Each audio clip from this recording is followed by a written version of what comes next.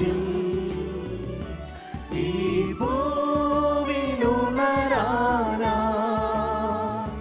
നിൻ ദിവ്യകാരുണ്യം പകരൂ സ്നേഹമേ. പ്രിയനാഥാ യേശുവേ, തിരുമുൻപിൽ ഞാനിതാ അണയുന്നു സാദരം, ഒരു ഗാനം പാടുവാ.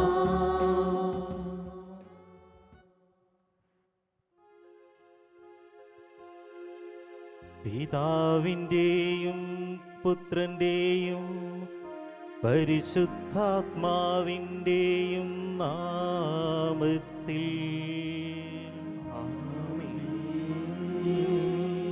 നമ്മുടെ കർത്താവായ യേശുക്രിസ്തുവിൻ്റെ കൃപയും പിതാവായ ദൈവത്തിൻ്റെ സ്നേഹവും പരിശുദ്ധാത്മാവിൻ്റെ സംസർഗവും നിങ്ങളോടുകൂടെ അങ്ങേ ആത്മാവോടും കൂടെ. ഈശോയിൽ ഏറ്റവും സ്നേഹമുള്ളവരെയും, നാം ഇന്ന് പെസഹ കാലത്തിലെ രണ്ടാമത്തെ ഞായറാഴ്ചയിലാണ്. പെസഹ കാലം ദൈവത്തിൻ്റെ കരുണയെക്കുറിച്ച് കൂടുതലായിട്ട് സഭ ധ്യാനിക്കുന്ന ഒരു കാലഘട്ടമാണ്. കാരണം പാപത്തിൽ നിപതിച്ച മനുഷ്യവർഗത്തെ രക്ഷിക്കുന്നതിന് വേണ്ടി പിതാവ് തൻ്റെ ഏകജാതനെ ലോകത്തിലേക്ക് അയക്കുകയും തൻ്റെ പീഡാസഹന മരണ ഉത്ഥാനത്തിലൂടെ നമ്മെ അവിടുന്ന് രക്ഷിക്കുകയും ചെയ്തു. അതിലൂടെ നമ്മെ അവിടുന്ന് ദൈവ മക്കളുടെ സ്ഥാനത്തേക്ക് കൈപിടിച്ച് ഉയർത്തുകയായിരുന്നു. അതുകൊണ്ട് തന്നെ അവ പിതാവേ എന്ന് വിളിക്കാൻ തക്ക വിധത്തിൽ ഈശോ നമ്മളെല്ലാവരെയും ഉന്നതത്തിലേക്ക് ഉയർത്തി. അങ്ങനെയെങ്കിൽ നമ്മളോട് ചോദിക്കേണ്ട ഒരു ചോദ്യം, ഈശോ പിതാവിനെ സ്നേഹിക്കുന്നത് പോലെ നമുക്ക് പിതാവിനെ സ്നേഹിക്കാനായിട്ട് സാധിക്കുന്നുണ്ടോ? എപ്രകാരത്തിലാണ് ക്രിസ്തു പിതാവിനെ സ്നേഹിച്ചത്?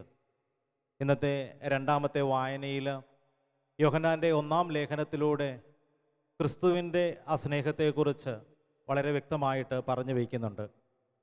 ദൈവത്തെ സ്നേഹിക്കുക എന്ന് വെച്ചാൽ അവിടുത്തെ കൽപ്പനകൾ പാലിക്കുക എന്നതാണ് എന്ന് യേശു വളരെ വ്യക്തമായിട്ട് തൻ്റെ ജീവിതത്തിലൂടെ അത് നമുക്ക് കാണിച്ചു തരുന്നുണ്ട്. നമ്മൾ നമ്മുടെ അനുദിന ജീവിതത്തിൽ കർത്താവിൻ്റെ കൽപ്പനകൾ എത്രമാത്രം പാലിക്കുന്നവരാണ്? നമ്മുടെ ജീവിതത്തിലെ കുറവുകൾ നമുക്ക് തിരിച്ചറിയാം. ദൈവ തിരുസന്നിധിയിൽ നമുക്ക് നമ്മുടെ പാപങ്ങൾ ഏറ്റുപറയാം.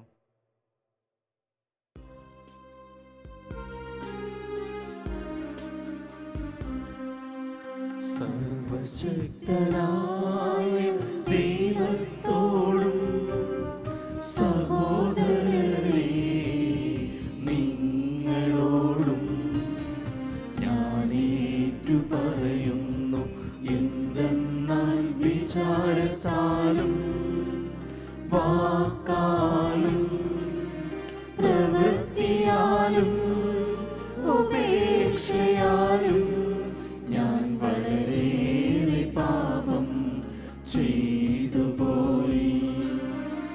എൻ്റെ പിഴ, എൻ്റെ പിഴ, എൻ്റെ വലിയ പിഴ. ആകയാൽ നിത്യ കന്യകയായ പരിശുദ്ധ മറിയത്തോടും എല്ലാ മാലാഖമാരോടും വിശുദ്ധരോടും സഹോദരരേ നിങ്ങളോടും ഞാൻ അപേക്ഷിക്കുന്നു, എനിക്കു വേണ്ടി നമ്മുടെ കർത്താവായ ദൈവത്തോട് പ്രാർത്ഥിക്കണമേ. സർവശക്തനായ ദൈവം കനിഞ്ഞ് നമ്മുടെ പാപങ്ങൾ പൊറുത്ത് നമ്മെ നിത്യ ജീവിതത്തിലേക്ക് നയിക്കുമാറാകട്ടെ. ആമേൻ.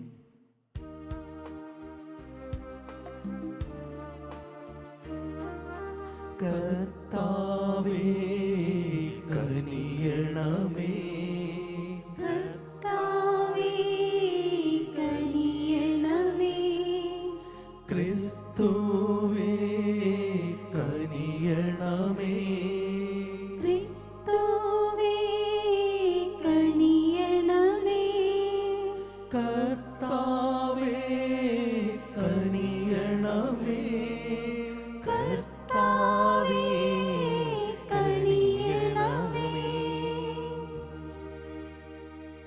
അത്യുന്നതങ്ങളിൽ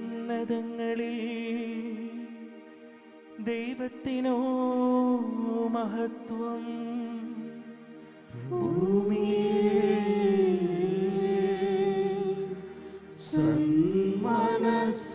സന്മനസ്സുള്ളോർക്ക് ശാന്തിയുമേ.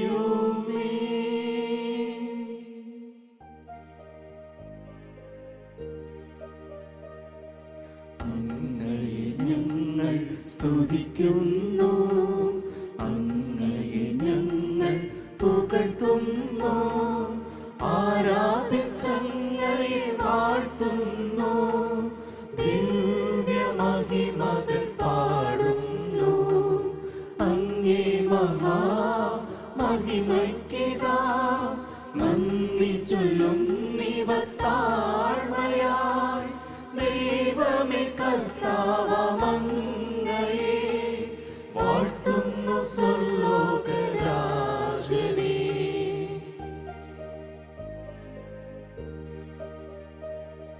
സർവ്വശക്തനാം ദൈവമേ, താതനാമങ്ങയെ വാഴ്ത്തുന്നു, ഏകാത്മജാദേവസൂനുവേ, കർത്താവാം ശ്രീയേശു ക്രിസ്തുവേ. ദൈവമേ കർത്താവമങ്ങയെ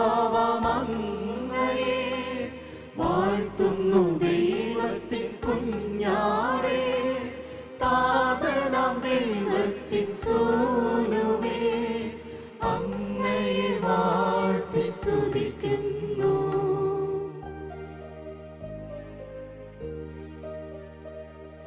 ലോകത്തിൻ പാപനിഹന്താവേ, കാരുണ്യം തൂകണി ഞങ്ങളിൽ. ലോകത്തിൻ പാപനിഹന്താവേ, ഞങ്ങൾ തൻ പ്രാർത്ഥന കേൾക്കണേ. നിത്യപിതാവിന്റെ പാർശ്വത്തിൽ നേർവലം ഭാഗത്തിലും നിടും ഞങ്ങൾ തൻ രക്ഷകനേശുവേ, കാരുണ്യം തൂകണേ ഞങ്ങളിൽ.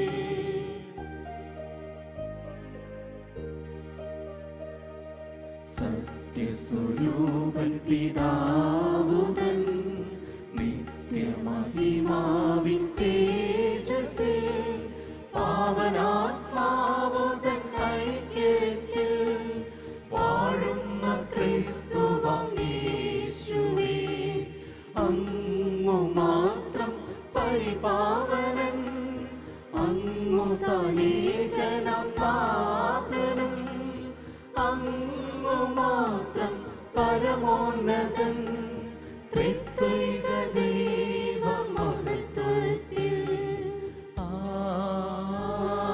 ആമേൻ.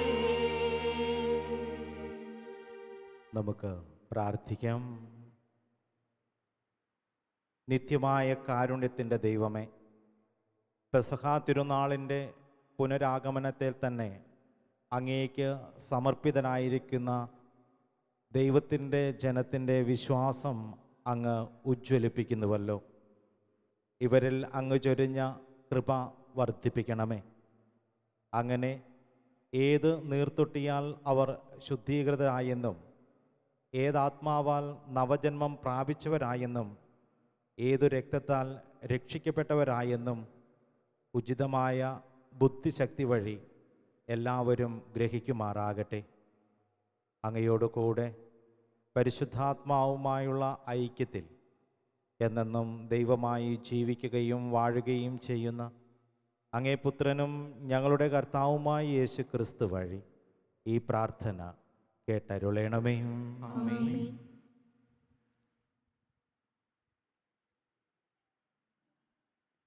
അപ്പസ്തോലന്മാരുടെ പ്രവർത്തനങ്ങളിൽ നിന്ന് വിശ്വാസികളുടെ സമൂഹം ഒരു ഹൃദയവും ഒരാത്മാവും ആയിരുന്നു. ആരും തങ്ങളുടെ വസ്തുക്കൾ സ്വന്തമെന്ന് അവകാശപ്പെട്ടില്ല. എല്ലാം പൊതുസ്വത്തായിരുന്നു. അപ്പസ്തോലന്മാർ കർത്താവായ യേശുവിൻ്റെ പുനരുത്ഥാനത്തിന് വലിയ ശക്തിയോടെ സാക്ഷ്യം നൽകി. അവരെല്ലാവരുടെയും മേൽ കൃപാവരം സമൃദ്ധമായി ഉണ്ടായിരുന്നു. അവരുടെ ഇടയിൽ ദാരിദ്ര്യം അനുഭവിക്കുന്നവർ ആരും ഉണ്ടായിരുന്നില്ല. കാരണം പറമ്പും വീടും സ്വന്തമായി ഉണ്ടായിരുന്നവരെല്ലാം അവയത്രയും വിറ്റുകിട്ടിയ തുക അപ്പസ്തോലന്മാരുടെ കാൽക്കലർപ്പിച്ചു. അത് ഓരോരുത്തർക്കും ആവശ്യമനുസരിച്ച് വിതരണം ചെയ്യപ്പെട്ടു. കർത്താവിൻ്റെ വചനം. ദൈവത്തിന് നന്ദി.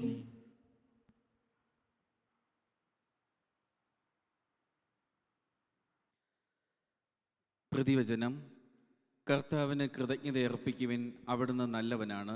കർത്താവിന് കൃതജ്ഞത അർപ്പിക്കുവിൻ, അവിടുന്ന് നല്ലവനാണ്. അവിടുത്തെ കാരുണ്യം എന്നേക്കും നിലനിൽക്കുന്നു.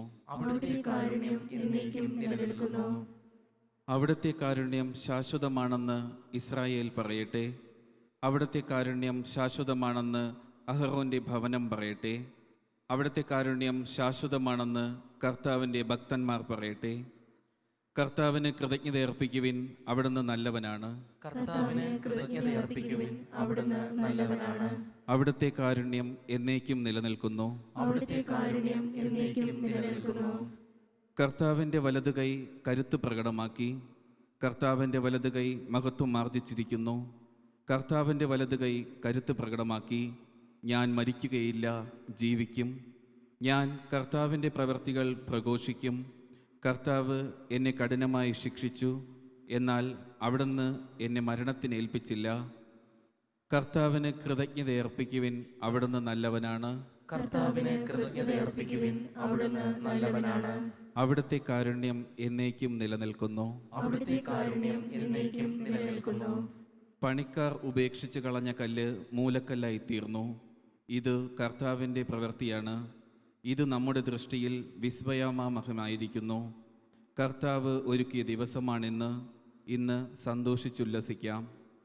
കർത്താവിന് കൃതജ്ഞത അർപ്പിക്കുവിൻ, അവിടുന്ന് നല്ലവനാണ്. കർത്താവിന് കൃതജ്ഞത അർപ്പിക്കുവിൻ, അവിടുന്ന് നല്ലവനാണ്. അവിടുത്തെ കാരുണ്യം എന്നേക്കും നിലനിൽക്കുന്നു. അവിടുത്തെ കാരുണ്യം എന്നേക്കും നിലനിൽക്കുന്നു.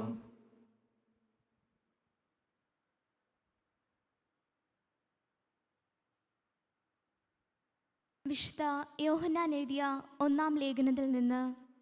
സഹോദരരെ, യേശു ആണ് ക്രിസ്തു എന്ന് വിശ്വസിക്കുന്ന ഏവനും ദൈവത്തിൻ്റെ പുത്രനാണ്. പിതാവിനെ സ്നേഹിക്കുന്നവൻ അവൻ്റെ പുത്രനെയും സ്നേഹിക്കുന്നു. നമ്മൾ ദൈവത്തെ സ്നേഹിക്കുകയും അവിടുത്തെ കൽപ്പനകൾ അനുസരിക്കുകയും ചെയ്യുമ്പോൾ ദൈവത്തിൻ്റെ മക്കളെ സ്നേഹിക്കുന്നു എന്ന് നാം അറിയുന്നു. ദൈവത്തെ സ്നേഹിക്കുക എന്നാൽ അവിടുത്തെ കൽപ്പനകൾ അനുസരിക്കുകയെന്ന് അർത്ഥം. അവിടുത്തെ കൽപ്പനകൾ ഭാരമുള്ളവയല്ല. എന്തെന്നാൽ ദൈവത്തിൽ നിന്ന് ജനിച്ച ഏവനും ലോകത്തെ കീഴടക്കുന്നു. ലോകത്തിന്മേലുള്ള വിജയം ഇതാണ് നമ്മുടെ വിശ്വാസം. യേശു ദൈവപുത്രനാണെന്ന് വിശ്വസിക്കുന്നവനല്ലാതെ മറ്റാരാണ് ലോകത്തെ ജയിക്കുന്നത്? ജലത്താലും രക്തത്താലും വന്നവൻ ഇവനാണ്, യേശുക്രിസ്തു. ജലത്താൽ മാത്രമല്ല, ജലത്താലും രക്തത്താലുമാണ് അവൻ വന്നത്. ആത്മാവാണ് സാക്ഷ്യം നൽകുന്നത്. ആത്മാവ് സത്യമാണ്. കർത്താവിൻ്റെ വചനം. ദൈവത്തിന് നന്ദി.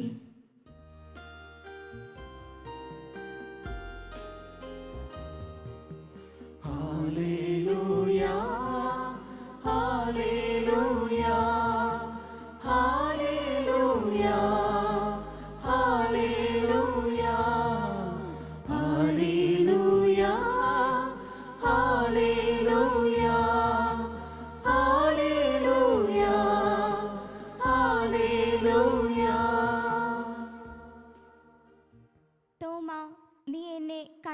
വിശ്വസിച്ചു. കാണാതെ തന്നെ വിശ്വസിക്കുന്നവർ ഭാഗ്യവാന്മാർ.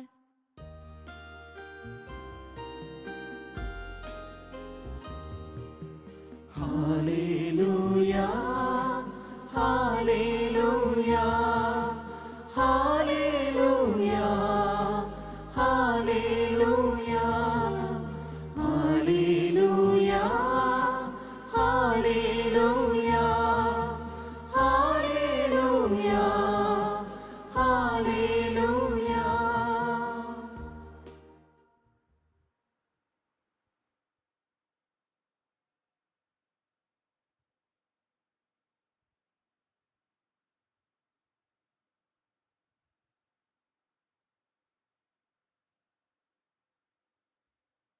കർത്താവ് നിങ്ങളോട് കൂടെയും അങ്ങേ ആത്മാവോടും കൂടെ. വിശുദ്ധ യോഹന്നാൻ എഴുതിയ വിശുദ്ധ സുവിശേഷത്തിൽ നിന്നുള്ള വായന. കർത്താവേ, അങ്ങേക്ക് മഹത്വം. ആഴ്ചയുടെ ആദ്യ ദിവസമായ അന്ന് വൈകിട്ട് ശിഷ്യന്മാർ യഹൂദരെ ഭയന്ന് കതകടച്ചിരിക്കെ യേശു വന്ന് അവരുടെ മധ്യേ നിന്ന് അവരോട് പറഞ്ഞു, നിങ്ങൾക്ക് സമാധാനം. ഇപ്രകാരം പറഞ്ഞുകൊണ്ട് അവൻ തൻ്റെ കൈകളും പാർശ്വവും അവരെ കാണിച്ചു. കർത്താവിനെ കണ്ട് ശിഷ്യന്മാർ സന്തോഷിച്ചു. യേശു വീണ്ടും അവരോട് പറഞ്ഞു, നിങ്ങൾക്ക് സമാധാനം. പിതാവ് എന്നെ അയച്ചതുപോലെ ഞാനും നിങ്ങളെ അയക്കുന്നു. ഇത് പറഞ്ഞിട്ട് അവരുടെ മേൽ നിശ്വസിച്ചുകൊണ്ട് അവരോട് അരുൾ ചെയ്തു, നിങ്ങൾ പരിശുദ്ധാത്മാവിനെ സ്വീകരിക്കുവിൻ. നിങ്ങൾ ആരുടെ പാപങ്ങൾ ക്ഷമിക്കുന്നുവോ അവ അവരോട് ക്ഷമിക്കപ്പെട്ടിരിക്കും. നിങ്ങൾ ആരുടെ പാപങ്ങൾ ബന്ധിക്കുന്നുവോ അവ ബന്ധിക്കപ്പെട്ടിരിക്കും. 12 പേരിൽ ഒരുവനും ദീദിമോസ് എന്ന് വിളിക്കപ്പെടുന്നവനുമായ തോമസ് യേശു വന്നപ്പോൾ അവരോട് കൂടെ ഉണ്ടായിരുന്നില്ല. അതുകൊണ്ട് മറ്റു ശിഷ്യന്മാർ അവനോട് പറഞ്ഞു, ഞങ്ങൾ കർത്താവിനെ കണ്ടു. എന്നാൽ അവൻ പറഞ്ഞു, അവൻ്റെ കൈകളിൽ ആണികളുടെ പഴുതുകൾ ഞാൻ കാണുകയും അവയിൽ എൻ്റെ വിരൽ ഇടുകയും അവൻ്റെ പാർശ്വത്തിൽ എൻ്റെ കൈ വയ്ക്കുകയും ചെയ്താലല്ലാതെ ഞാൻ വിശ്വസിക്കുകയില്ല. 8 ദിവസങ്ങൾക്ക് ശേഷം വീണ്ടും അവൻ്റെ ശിഷ്യന്മാർ വീട്ടിലായിരിക്കുമ്പോൾ തോമസും അവരോട് കൂടെ ഉണ്ടായിരുന്നു. വാതിലുകൾ അടച്ചിരുന്നു. യേശു വന്ന് അവരുടെ മധ്യത്തിൽ നിന്നുകൊണ്ട് പറഞ്ഞു, നിങ്ങൾക്ക് സമാധാനം. അവൻ തോമസിനോട് പറഞ്ഞു, നിന്റെ വിരൽ ഇവിടെ കൊണ്ടുവരിക, എൻ്റെ കൈകൾ കാണുക, നിന്റെ കൈ നീട്ടി എൻ്റെ പാർശ്വത്തിൽ വയ്ക്കുക. അവിശ്വാസിയാകാതെ വിശ്വാസിയായിരിക്കുക. തോമസ് പറഞ്ഞു, എൻ്റെ കർത്താവേ, എൻ്റെ ദൈവമേ. യേശു അവനോട് പറഞ്ഞു, നീ എന്നെ കണ്ടതുകൊണ്ട് വിശ്വസിച്ചു. കാണാതെ തന്നെ വിശ്വസിക്കുന്നവൻ ഭാഗ്യവാൻ. ഈ ഗ്രന്ഥത്തിൽ എഴുതപ്പെടാത്ത മറ്റനേകം അടയാളങ്ങളും യേശു ശിഷ്യന്മാരുടെ സാന്നിധ്യത്തിൽ പ്രവർത്തിച്ചു. എന്നാൽ ഇവ തന്നെയും എഴുതപ്പെട്ടിരിക്കുന്നത് യേശു ദൈവപുത്രനായ ക്രിസ്തുവാണ് എന്ന് നിങ്ങൾ വിശ്വസിക്കുന്നതിനും അങ്ങനെ വിശ്വസിക്കുന്നത് നിമിത്തം നിങ്ങൾക്ക് അവൻ്റെ നാമത്തിൽ ജീവൻ ഉണ്ടാകുന്നതിനും വേണ്ടിയാണ്. കർത്താവിൻ്റെ സുവിശേഷം. ക്രിസ്തുവേ, അങ്ങേക്ക് സ്തുതി.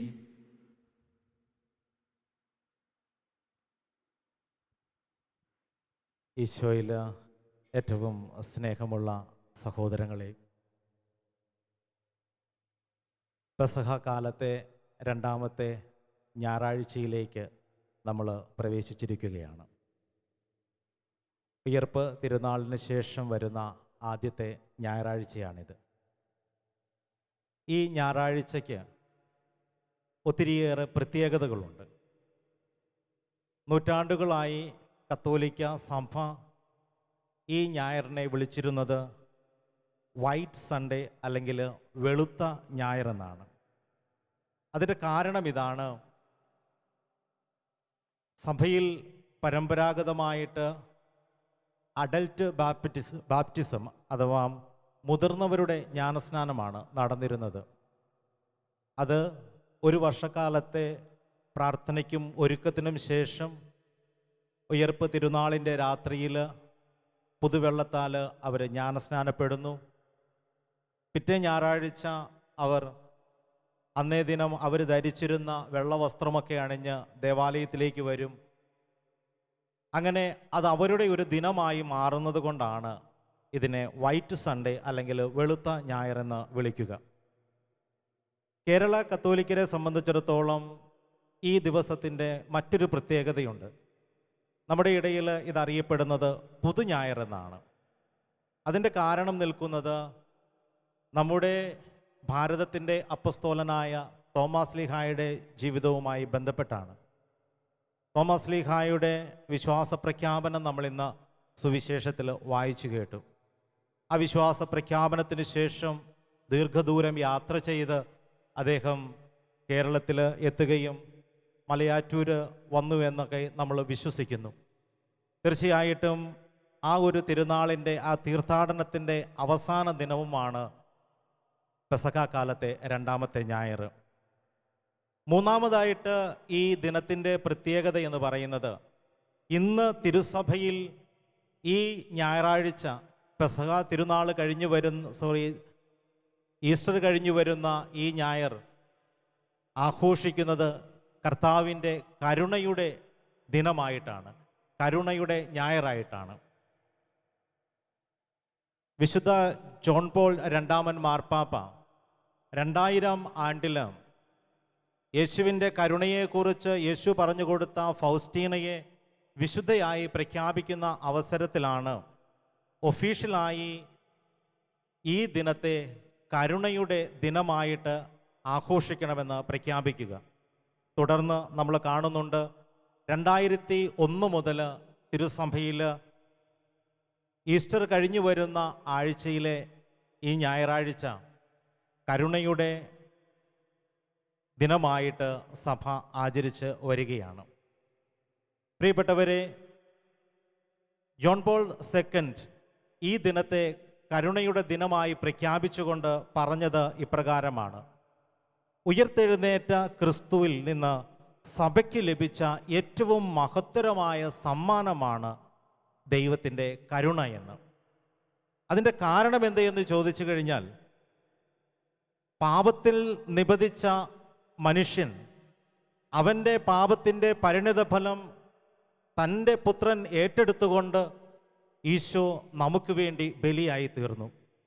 ഉണ്ടാകട്ടെ എന്നുള്ളൊരൊറ്റ വാക്കുകൊണ്ട് ഈ പ്രപഞ്ചത്തെ സൃഷ്ടിച്ച ദൈവത്തിന് വേണമെങ്കിൽ പാപം ചെയ്ത മനുഷ്യനെ അന്നോടുകൂടെ അവസാനിപ്പിക്കാമായിരുന്നു. പക്ഷേ തൻ്റെ ഛായയിലും സാദൃശ്യത്തിലും സൃഷ്ടിച്ച മനുഷ്യനെ ദൈവം വിട്ടുപേക്ഷിക്കുകയല്ല, അവൻ്റെ പാപത്തിൻ്റെ പരിണിതമായ ഫലമായിട്ട് ലോകത്തിലേക്ക് വന്ന എല്ലാ അരിഷ്ടതകളും തൻ്റെ ജീവിതത്തിൽ ഏറ്റെടുത്തുകൊണ്ട് ഈശോ ബലിയായി തീരാനായിട്ട് തയ്യാറാവുകയാണ്. അങ്ങനെ കാൽവരി കുരിശിൽ ഉയർന്നു നിൽക്കുന്ന യേശുവിൻ്റെ കുരിശ് നമുക്ക് കാണിച്ചു തരുന്നത് ദൈവത്തിന് ലോകത്തോട്, മനുഷ്യനോട് എത്രമാത്രം കരുണയുണ്ട് എന്നുള്ള വലിയ ഒരു യാഥാർത്ഥ്യമാണ്. പ്രിയപ്പെട്ടവരെ, ദൈവം ഇത്രമാത്രം കരുണ നമ്മളോട് കാണിച്ചുവെങ്കിൽ ഈ ഒരു വലിയ സമ്മാനം ഈ പെസഹായിലൂടെ, ഈ ഈസ്റ്റർ ദിനങ്ങളിലൂടെ കർത്താവ് നമുക്ക് നൽകുന്നുണ്ടെങ്കിൽ തീർച്ചയായിട്ടും നമ്മുടെ ഓരോരുത്തരുടെയും ജീവിതത്തിൽ ഈ കരുണ അപരനിലേക്ക് പകർന്നു കൊടുക്കാനായിട്ട് വിളിക്കപ്പെട്ടവരാണ് നാം ഓരോരുത്തരും. മറ്റൊരു തരത്തിൽ കർത്താവിൻ്റെ കരുണയെ നമ്മൾ മനസ്സിലാക്കുമ്പോൾ നമ്മുടെ വിശ്വാസത്തിൻ്റെ അടിസ്ഥാനവും ഇത് തന്നെയായിട്ട് മനസ്സിലാക്കേണ്ടതായിട്ടുണ്ട്. അതായത് ഓരോ ക്രൈസ്തവനും വിശ്വസിക്കുന്നത് നിത്യജീവനിലാണ്. നിത്യജീവനിലേക്ക് പ്രവേശിക്കണമെങ്കിൽ നമ്മുടെ ജീവിതത്തിലൂടെ അപരനോട് കരുണ കാണിക്കേണ്ടവരായി നാം ഓരോരുത്തരും മാറണമെന്ന് ഈശോ വളരെ വ്യക്തമായിട്ട് ലൂക്കായുടെ സുവിശേഷം 10-ാം അധ്യായത്തിൽ നമുക്ക് പറഞ്ഞു വയ്ക്കുന്നുണ്ട്.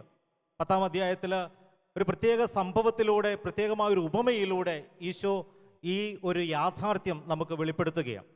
25 മുതലുള്ള തിരുവചനങ്ങളിൽ നമ്മളിങ്ങനെ കാണും, നല്ല സമരിയാക്കാരൻ്റെ ഉപമ. ഈ നല്ല സമരിയാക്കാരൻ്റെ ഉപമയുടെ ഒരു പശ്ചാത്തലമുണ്ട്.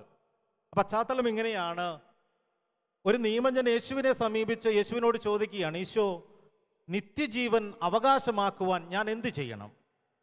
ഈശോ അവനോട് ചോദിച്ചു, നീ നിയമത്തിൽ എന്താണ് പഠിക്കുന്നത്? അവൻ മറുപടി പറഞ്ഞു, നിന്റെ പിതാവായ ദൈവത്തെ പൂർണ്ണ ഹൃദയത്തോടും പൂർണ്ണ ആത്മാവോടും സർവശക്തിയോടും സ്നേഹിക്കുക, അതുപോലെ തന്നെ നിന്റെ അയൽക്കാരനെയും. ഈശോയ്ക്ക് ഒത്തിരി സന്തോഷമായി. ഈശോ അവനോട് പറഞ്ഞു, നീ മനോഹരമായിട്ട് മറുപടി പറഞ്ഞിരിക്കുന്നു, നീ അതുപോലെ തന്നെ ചെയ്യുക. അവൻ വീണ്ടും അവനെ തന്നെ സാധൂകരിക്കാൻ ആഗ്രഹിച്ചുകൊണ്ട് ഈശോയോട് ചോദിക്കുകയാണ്, ആരാണ് എൻ്റെ അയൽക്കാരൻ? ഈ ഒരു ചോദ്യത്തിന് മറുപടിയായിട്ടാണ് ഈശോ നല്ല സമരിയാക്കാരൻ്റെ ഉപമ പറഞ്ഞു വയ്ക്കുന്നത്. പ്രിയപ്പെട്ടവരെ, ഉപമ നമുക്കറിയാം. ഒരു മനുഷ്യൻ ജെറുസലേമിൽ നിന്ന് ജെറീക്കോയിലേക്ക് യാത്രയാവുകയാണ്. പോകുന്ന വഴിയിൽ അദ്ദേഹം കള്ളന്മാരുടെ പിടിയിലകപ്പെടുന്നു. അവനെ മർദ്ദിച്ച് അവശനാക്കി അവൻ്റെ സ്വത്തുകൾ മുഴുവനും അവർ അപഹരിച്ച് അർദ്ധപ്രാണനാക്കിയിട്ട് കടന്നു കളയുകയാണ്. അതുവഴി പിന്നെ കടന്നു വരുന്നത് ഒരു പുരോഹിതനാണ്. ആ പുരോഹിതൻ അവനെ കണ്ടെങ്കിലും സഹായിക്കാതെ മറുവഴിക്ക് കടന്നുപോയി. പിന്നീട് അതിലെ കടന്നു വരുന്നത് ഒരു ലേവായനാണ്.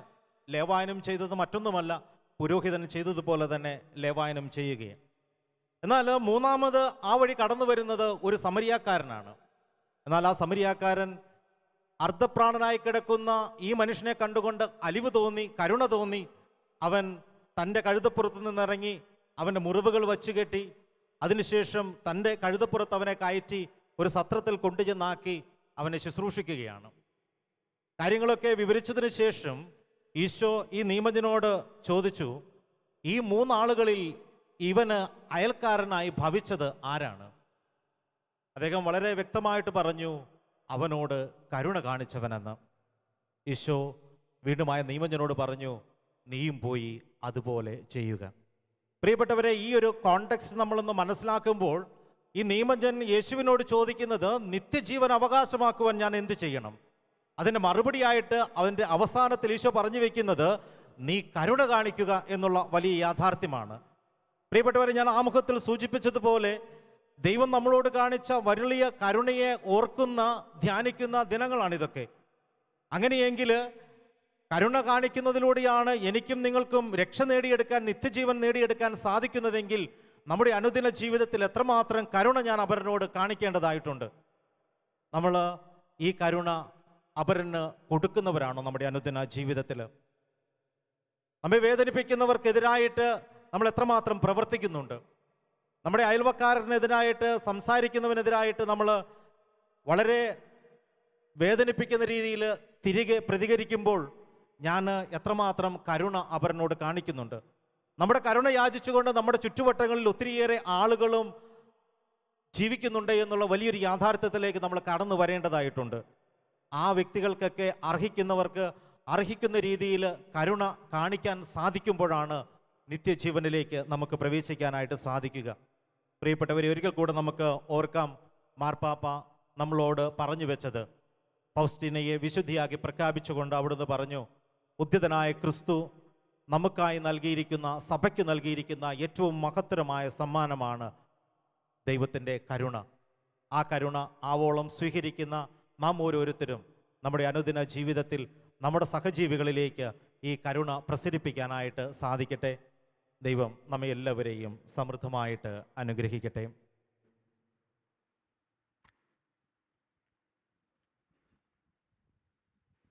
ഏക ദൈവത്തിൽ ഞാൻ വിശ്വസിക്കുന്നു. സ്വർഗത്തിന്റെയും ഭൂമിയുടെയും ദൃശ്യവും അദൃശ്യവുമായ എല്ലാറ്റിന്റെയും സൃഷ്ടാവും സർവശക്തനുമായ പിതാവിലും ഞാൻ വിശ്വസിക്കുന്നു. ഏക കർത്താവും ജാതനായ ഏകദൈവപുത്രനും എല്ലാ യുഗങ്ങൾക്കും മുമ്പ് പിതാവിൽ നിന്ന് ജനിച്ചവനുമായ യേശുക്രിസ്തുവിലും ഞാൻ വിശ്വസിക്കുന്നു. ദൈവത്തിൽ നിന്നുള്ള ദൈവവും പ്രകാശത്തിൽ നിന്നുള്ള പ്രകാശവും സത്യദൈവത്തിൽ നിന്നുള്ള സത്യദൈവവും ജനിച്ചവനെങ്കിലും സൃഷ്ടിക്കപ്പെടാത്തവനും പിതാവുമായി സത്യദൈവമായ അവിടുന്ന് വഴി സകലവും സൃഷ്ടിക്കപ്പെട്ടു. മനുഷ്യരായി നമുക്ക് വേണ്ടിയും നമ്മുടെ രക്ഷയ്ക്ക് വേണ്ടിയും അവിടുന്ന് സ്വർഗത്തിൽ നിന്നിറങ്ങി പരിശുദ്ധാത്മാവാൽ കന്യകാമറിയത്തിൽ നിന്ന് ശരീരം സ്വീകരിച്ച് മനുഷ്യനായി തീർന്ന് പോന്തിയോസ് പീലാത്തോസിന്റെ കാലത്ത് നമുക്ക് വേണ്ടി ക്രൂശിക്കപ്പെട്ട് പീഡകൾ സഹിച്ച് മരിച്ച് അടക്കപ്പെട്ടു.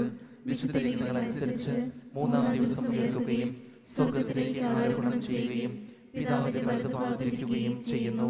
ജീവിക്കുന്നവരെയും മരിച്ചവരെയും തിരിക്കാൻ അവിടുന്ന് മഹത്വത്തോടെ വീണ്ടും വരും.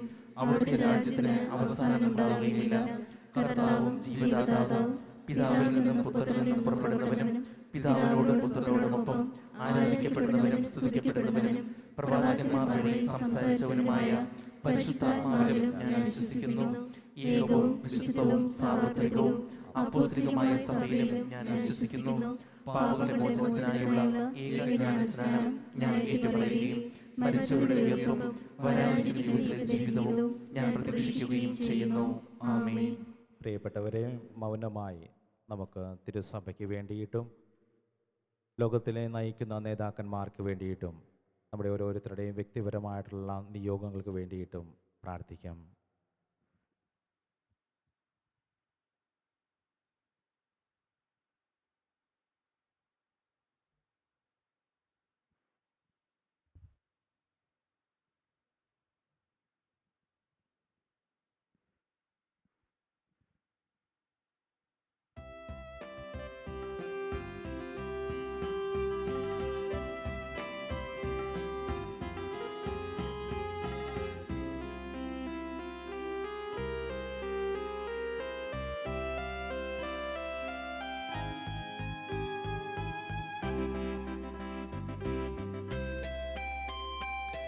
കാഴ്ചയേകാം ദൈവമേ, ജീവിതം ബലിയാ,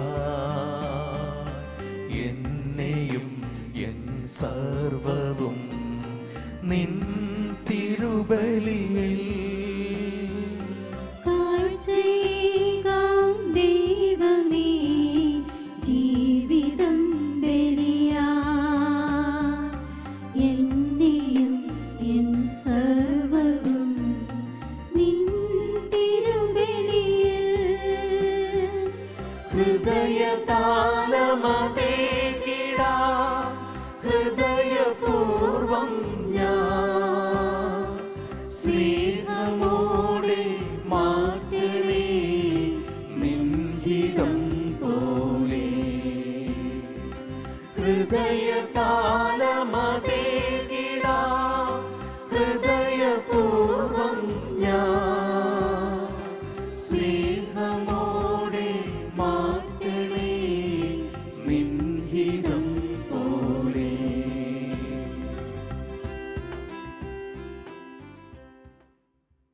പ്രിയ സഹോദരരെ, എൻ്റെയും നിങ്ങളുടെയും ഈ ബലി സർവശക്തനും പിതാവുമായ ദൈവത്തിന് സ്വീകാര്യമാകുവാൻ വേണ്ടി പ്രാർത്ഥിക്കുവിൻ. കർത്താവ് തന്റെ നാമത്തിന്റെ സ്തുതിക്കും മഹിമയ്ക്കും നമ്മുടെയും അവിടുത്തെ തിരുസഭ മുഴുവന്റെയും നന്മയ്ക്കുമായി അങ്ങേ കരങ്ങളിൽ നിന്ന് ഈ ബലി സ്വീകരിക്കുമാറാകട്ടെ. കർത്താവെ, അങ്ങേ ജനത്തിൻ്റെ കാണിക്കകൾ സ്വീകരിക്കണമെന്ന് ഞങ്ങൾ പ്രാർത്ഥിക്കുന്നു. അങ്ങനെ അങ്ങേ നാമത്തിൻ്റെ പ്രഖ്യാപനത്താലും ജ്ഞാനസ്നാനത്താലും നവീകൃതരായി അവർ നിത്യാനന്ദം പ്രാപിക്കുമാറാകട്ടെ. ഞങ്ങളുടെ കർത്താവായ ക്രിസ്തു വഴി ഈ പ്രാർത്ഥന കേട്ടരുളണമേ. ആമേൻ. കർത്താവ് നിങ്ങളോട് കൂടെ, അങ്ങേ ആത്മാവോടും കൂടെ. ഹൃദയങ്ങൾ ഉയർത്തുവിൻ. കർത്താവിലേക്ക് ഞങ്ങൾ ഉയർത്തിയിരിക്കുന്നു. നമ്മുടെ കർത്താവായ ദൈവത്തിന് നന്ദി പ്രകാശിപ്പിക്കാം. അത് ഉചിതവും ന്യായവും അത്രേ.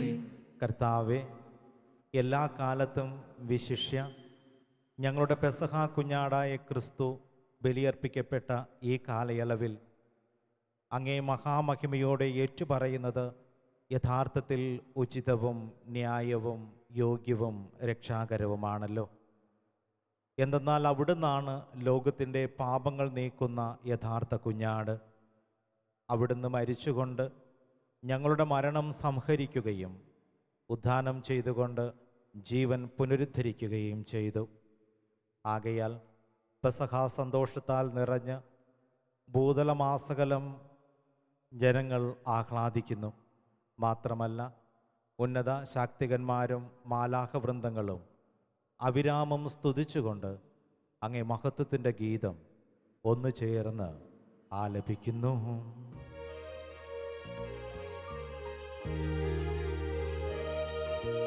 പരിശുദ്ധൻ പരിശുദ്ധൻ പരിശുദ്ധൻ, സൈന്യങ്ങൾ തൻ കർത്താവാം ദൈവം പരിശുദ്ധൻ.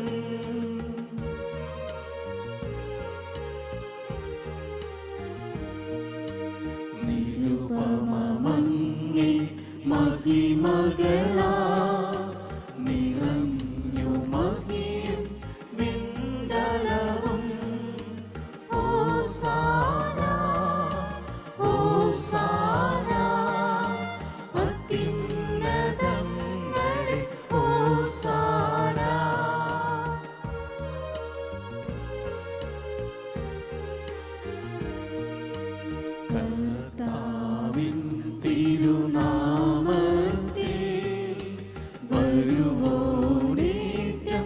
ധന്യനുമാ ഹോസാന ഹോസാന അത്യുന്നതങ്ങളിൽ ഹോസാന.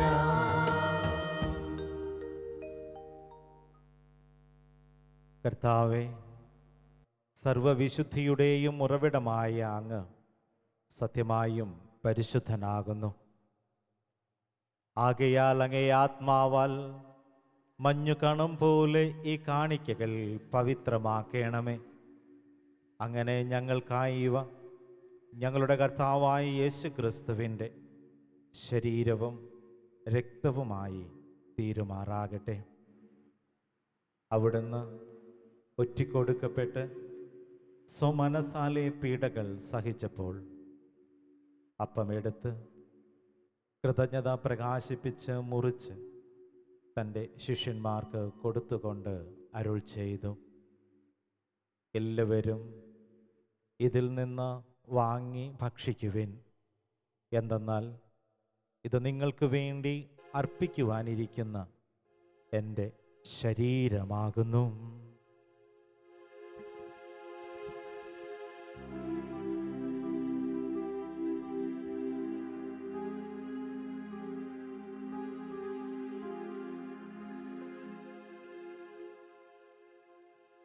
അപ്രകാരം അത്താഴം കഴിഞ്ഞ് പാനപാത്രം എടുത്ത് വീണ്ടും അങ്ങേക്ക് കൃതജ്ഞത പ്രകാശിപ്പിച്ച് തൻ്റെ ശിഷ്യന്മാർക്ക് കൊടുത്തുകൊണ്ട് അരുൾ ചെയ്തു, എല്ലാവരും വാങ്ങി ഇതിൽ നിന്ന് കുടിക്കുവിൻ.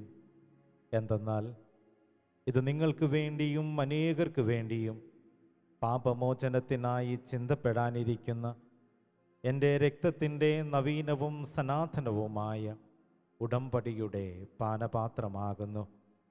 ഇത് നിങ്ങൾ എൻ്റെ ഓർമ്മയ്ക്കായി ചെയ്യുവിൻ.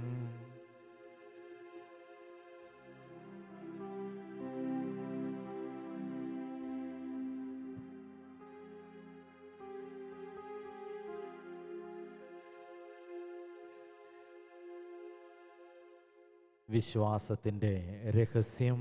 കർത്താവേ, അങ്ങ് വീണ്ടും വരുന്നതുവരെ അങ്ങേ മരണം ഞങ്ങൾ പ്രഖ്യാപിക്കുന്നു, അങ്ങേ ഉയർപ്പ് ഞങ്ങൾ ഏറ്റുപറയുന്നു. ആകയാൽ കർത്താവെ, അവിടുത്തെ മരണവും ഉയർപ്പും ഓർത്തുകൊണ്ട് അങ്ങേ തിരുമുൻപിൽ നിൽക്കുന്നതിനും അങ്ങേ പരിചരിക്കുന്നതിനും അർഹരാക്കി തീർത്തതിന് ജീവന്റെ അപ്പവും രക്ഷയുടെ പാനപാത്രവും ഞങ്ങൾ അങ്ങേക്ക് അർപ്പിക്കുന്നു. ക്രിസ്തുവിൻ്റെ ശരീരത്തിലും രക്തത്തിലും പങ്കുചേരുന്ന ഞങ്ങളെ പരിശുദ്ധാത്മാവിൽ ഒന്നായി ചേർക്കണമെന്ന് താഴ്മയോടെ ഞങ്ങൾ അപേക്ഷിക്കുന്നു. കർത്താവെ, ലോകമെങ്ങും വ്യാപിച്ചു കിടക്കുന്ന അങ്ങേ സഭയെ ഓർക്കണമേ. ഞങ്ങളുടെ പരിശുദ്ധ പിതാവ് ഫ്രാൻസിസ് പാപ്പയോടും ഞങ്ങളുടെ രൂപതാധ്യക്ഷനായ വിൻസെൻ്റ് സാമുൽ മെത്രാനോടും വൈദിക ഗണത്തോടുമൊത്ത് സഭയെ അങ്ങ് സ്നേഹത്തിൻ്റെ പൂർണ്ണതയിൽ എത്തിക്കണമേ. ഉയർപ്പിൻ്റെ പ്രത്യാശയോടെ നിദ്ര കൊള്ളുന്ന ഞങ്ങളുടെ സഹോദരങ്ങളെയും അങ്ങേ കാരുണ്യത്തിൽ മരണമടഞ്ഞ സകലരെയും അങ്ങ് ഓർക്കുകയും അങ്ങേ മുഖത്തിൻ്റെ പ്രകാശത്തിലേക്ക് അവരെ സ്വീകരിക്കുകയും ചെയ്യണമേ. ഞങ്ങളിലെല്ലാവരിലും കനിയണമെന്ന് ഞങ്ങൾ പ്രാർത്ഥിക്കുന്നു. അങ്ങനെ ദൈവമാതാവായ പരിശുദ്ധ കന്യകാമറിയത്തോടും ആ കന്യകയുടെ ഭർത്താവായ ഭാഗ്യപ്പെട്ട യൗസേപ്പിനോടും അനുഗ്രഹീതരായ അപ്പസ്തോലന്മാരോടും കാലാകാലങ്ങളിൽ അങ്ങേ പ്രസാദിപ്പിച്ച സകല വിശുദ്ധരോടുമൊത്ത് നിത്യജീവനിൽ പങ്കുചേരാൻ ഞങ്ങളെ അർഹരാക്കുകയും അങ്ങേ പുത്രനായ യേശു ക്രിസ്തു വഴി ഞങ്ങൾ അങ്ങയെ സ്തുതിക്കുകയും മഹത്വപ്പെടുത്തുകയും ചെയ്യുമാറാകട്ടെ.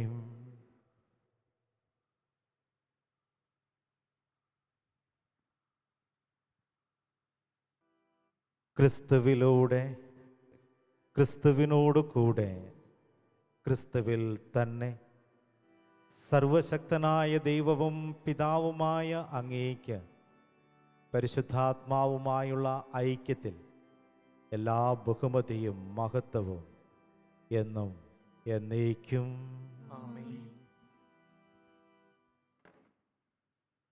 രക്ഷാകരമായ കൽപ്പനകളാൽ ഉദ്ബോധിതരായും ദിവ്യ ഉപദേശത്താൽ രൂപവൽകൃതരായും നിർഭയം നമുക്ക് ആലപിക്കാം.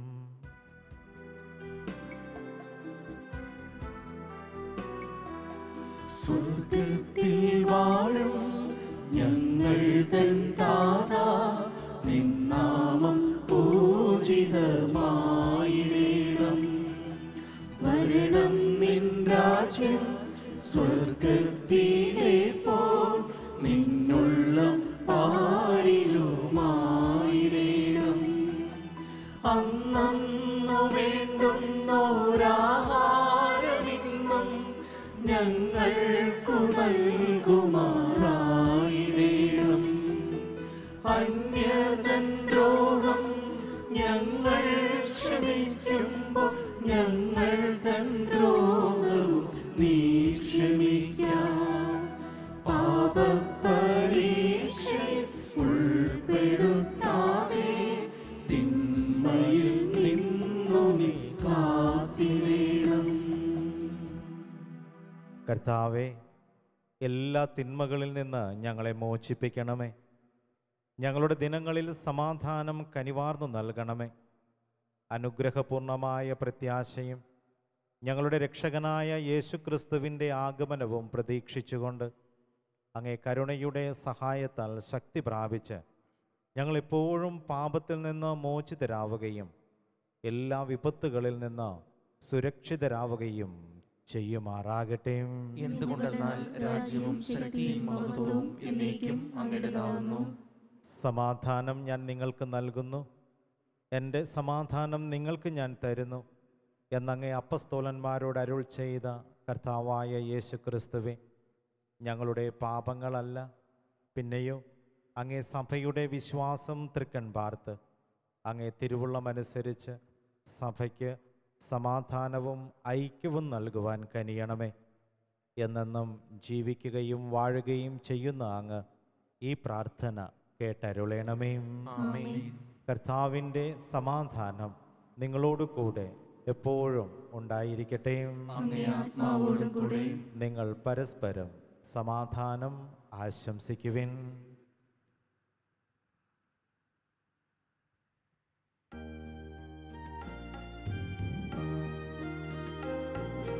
ലോകത്തിൻ പാപങ്ങൾ നീക്കിടും ദൈവത്തിൻ കുഞ്ഞാടെ ഞങ്ങളെ നീ കനിയേണമേ. ലോകത്തിൻ പാപങ്ങൾ നീക്കിടും ദൈവത്തിൻ കുഞ്ഞാടെ ഞങ്ങളെ നീ കനിയേണമേ. ലോകത്തിൻ പാപങ്ങൾ നീക്കിടും ദൈവത്തിൻ കുഞ്ഞാടെ ഞങ്ങൾക്കു ശാന്തി നൽകണമേ. ഇതാ ദൈവത്തിൻ്റെ കുഞ്ഞാട്, ഇതാ ലോകത്തിൻ്റെ പാപങ്ങൾ നീക്കുന്നവൻ. കുഞ്ഞാടിൻ്റെ വിരുന്നിന് ക്ഷണിക്കപ്പെട്ടിരിക്കുന്നവർ അനുഗ്രഹീതർ.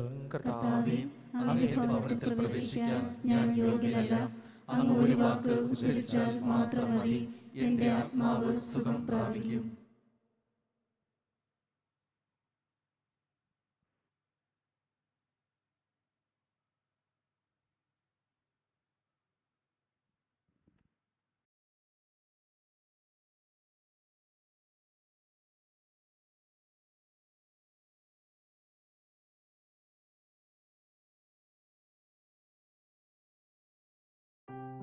അരൂപിയിലുള്ള ദിവ്യകാരുണ്യ സ്വീകരണ പ്രാർത്ഥന.